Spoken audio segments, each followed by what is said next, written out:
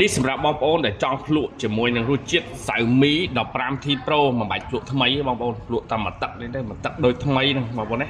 Global version RAM 16 512G ប្រភេទ Lens Zoom នេះគេហើយតម្លៃពិសេសណាបងប្អូនអើយមកមើលដល់ទីតាំងមកមិនបាច់ចាំទៅ hack unbox ថ្មីស្អីគេទេបងនេះបើនេះវាដូចថ្មីទៅហើយបងប្អូនណាដូចថ្មីទៅហើយមើលមកនេះនេះនេះសិតតែខ្ញុំលក់ថ្មីកាត់មកមួយទឹកណាគាត់វាយដូរសេរីយើងក៏បានមកបែបហ្នឹងហើយស្អាតបែបហ្នឹងហើយបងប្អូនយើងក៏មិនបាច់តែភ្លុករសជាតិហែកដែរព្រោះខាតច្រើនយើងហែកមួយទឹកប្រើមួយទឹកទៅមកទឹកក៏ដូចថ្មីដែរបងប្អូនចឹងបងប្អូនខ្ញុំមានតម្រូវការចង់មានតម្រូវការជាមួយនឹងប្រភេទសៅមី 15T Pro នេះបងប្អូនអាចមើលដល់ទីតាំង CE ធុងសម្រាប់បើនិយាយអំពីកម្រិតវិញបងប្អូនដែលឆ្លាញ់ស្អាតមកអត់ខុសទេបងប្អូនរៀងបែបនេះបាទកាមេរ៉ាបែបនេះអេក្រង់ហ្វងបែបនេះគឺកប់បែបយ៉ាងហើយជាមួយនឹងឆ្នាំងសាក